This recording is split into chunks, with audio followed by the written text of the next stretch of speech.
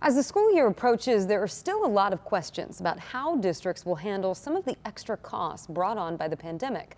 Some teachers are worried they'll have to cover certain expenses themselves.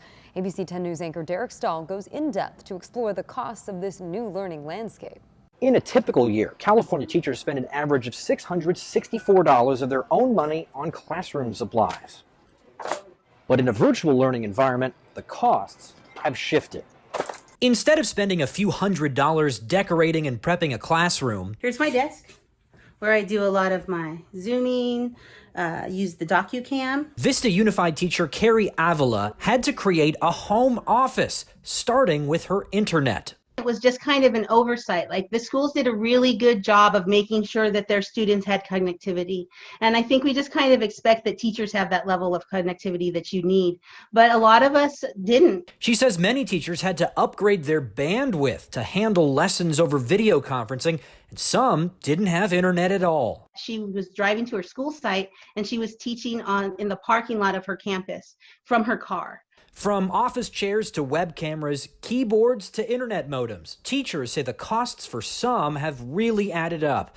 Vanessa Barrera is a teacher in the South Bay Union School District. Specifically in our district, we were just provided with our laptop.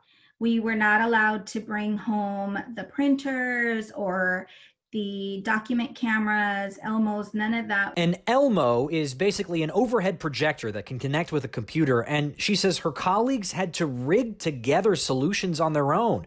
Both of the teachers we spoke with are involved with their teachers' unions, and they say districts have promised to roll out mobile hotspots to those with connectivity troubles, but they're concerned about what will happen to costs if and when students return to campus, particularly because of CDC guidelines that say students cannot share school supplies. Previously, like I said, you might have bought a pencil box for a table to share.